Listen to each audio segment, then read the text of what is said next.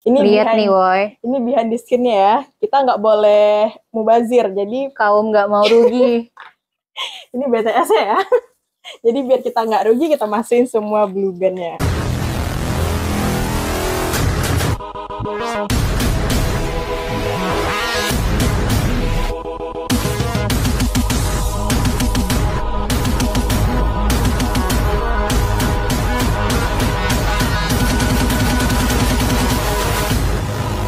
Assalamualaikum guys, ketemu lagi dengan dapur masak-masak.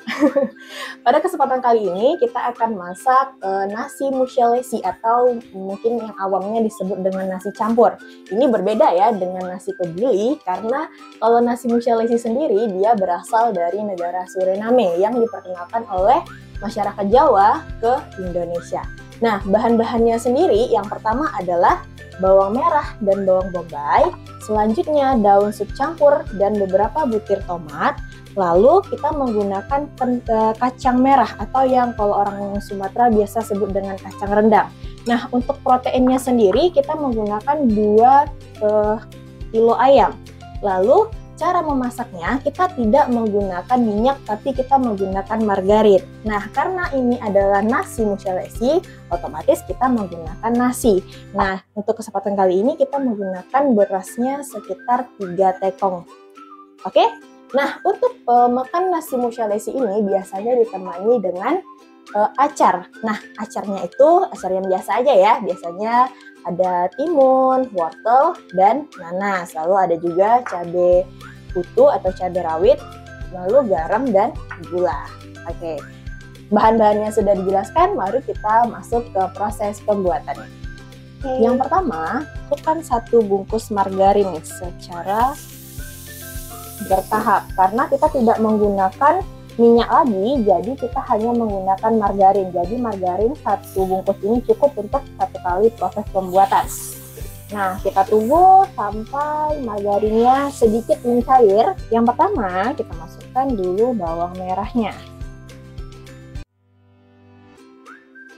Nah, sampai bawang merahnya sedikit layu, baru kita masukkan bawang bombaynya. Wow, ini harum banget. Padahal yang masuk baru cuman bawang merah aja ya dengan margarin. Udah kecium banget ya harumnya. Kecium banget harumnya. Menggugah kita yang lagi puasa.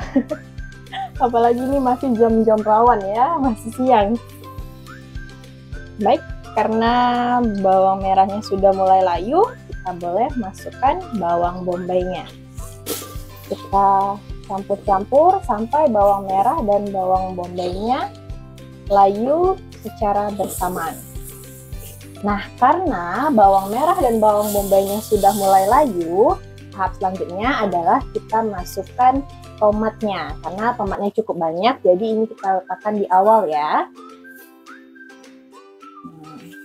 Nanti tomat ini akan memberikan warna untuk nasi musyalesi kita atau nasi campur kita. Jadi nanti warnanya akan cantik, hampir-hampir warna pink deh kayaknya warnanya. Berarti karena pengaruh tomatnya ya, Kak? Jadi tomat ini adalah yang menjadi pewarnanya.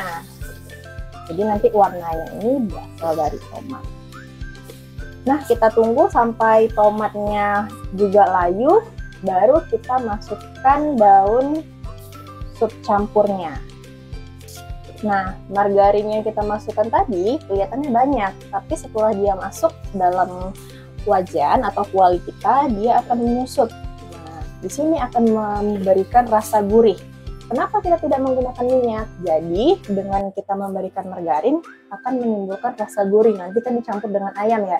Jadi dia nanti rasanya gurih. Oke. Semoga enak ya, Kak, nasi campurnya. Iya nih, karena kita puasa ya, jadi bisa dicoba dulu. Oke. Wortel, bawang bombay dan bawang merahnya sudah layu ya, jadi kita bisa masukkan daun sup campurnya atau daun bawang dan daun seledrinya. Nah, kita kacau-kacau sebentar atau kita aduk-aduk sebentar. Selanjutnya baru kita masukkan proteinnya atau ayamnya. Nah, setelah dia tercampur semua, kita baru masukkan ayamnya.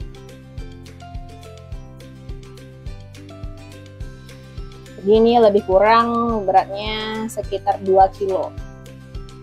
Ya. Nah, ini kita aduk-aduk kembali sampai ayamnya nanti mengeluarkan air atau mengeluarkan kaldu. Jadi kita tidak harus menggunakan bahan penyedap atau penyedap rasa. Jadi kita cukup memberikan nanti gula dan garam saja. Karena kan kita semuanya nih sudah ada kaldu alaminya ya. Berarti kita nggak perlu pakai tambahan air Kak ya? Nah, Karena nanti di akhir kita bisa kasih tambahan air untuk merebus nasinya. Karena kan dia masak nasi, jadi pas nasinya masuk baru kita bisa tambahkan air. Oke, nah ini untuk memberikan kaldunya aja. Jadi sengaja sekarang tidak kita kasih air biar kaldunya keluar dulu. Sambil menunggu kaldu dari ayamnya ini keluar, kita lanjut bikin acarnya. Yang pertama kita rebus dulu airnya. Nanti untuk kita merebus cabai. Jadi pas kita makan acarnya kita nggak sakit perut karena cabainya sudah matang. Nah selanjutnya cabainya kita boleh potong sesuai selera saja ya. Nah karena cabainya kecil-kecil jadi kita potongnya kecil-kecil aja. Nah nanti cabai ini kita rebus bersama air yang sudah kita panaskan tadi. Jadi nanti untuk acarnya kita menggunakan bahan-bahan yang sudah matang.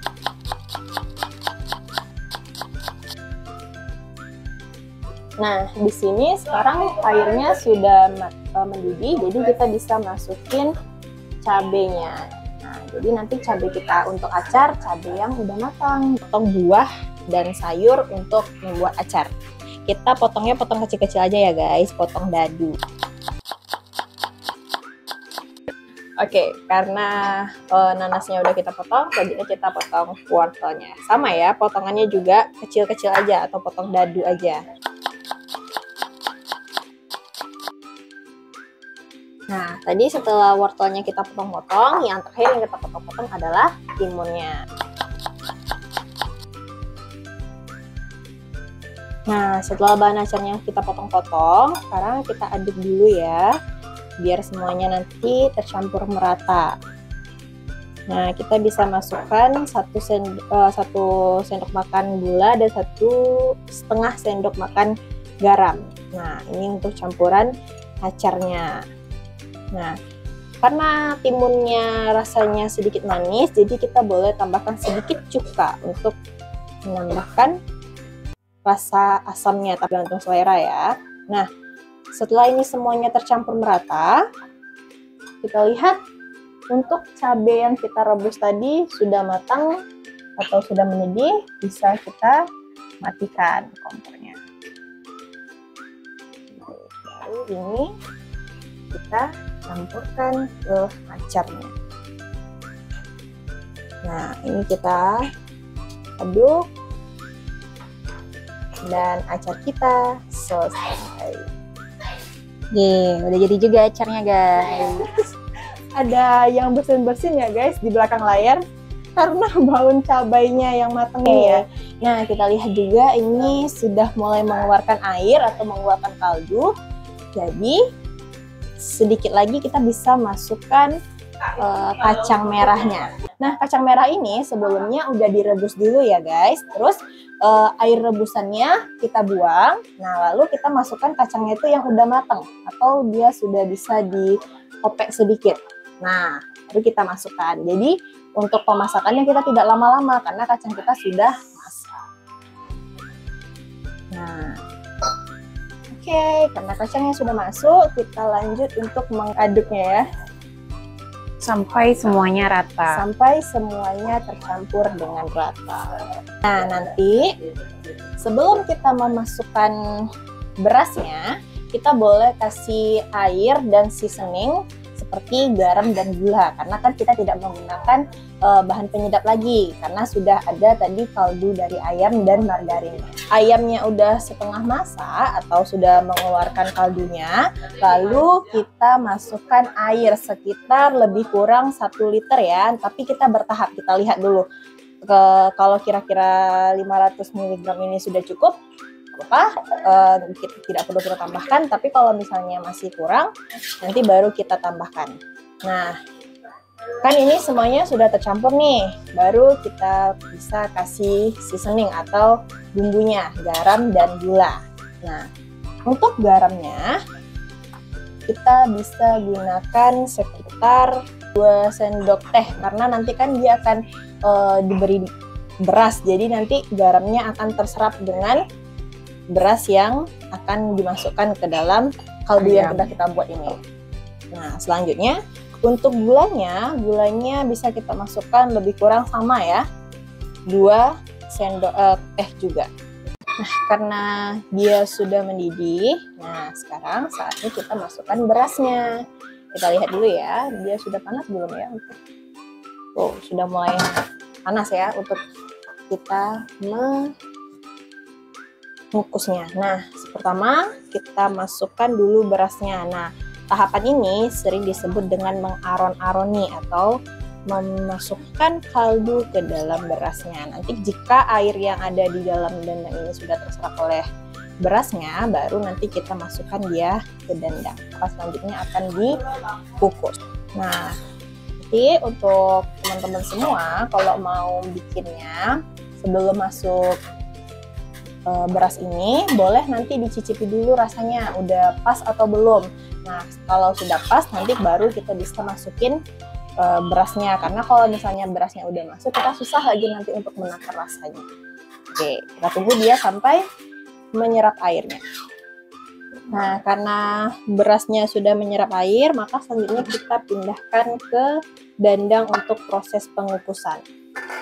Nah, setelah semuanya dimasukkan ke dalam tempat kukusan, kita tunggu dan kita tutup sampai berasnya menjadi nasi dan proses pemasakan kita selesai. Jadi kita tutup dulu ya guys, kita tunggu dia.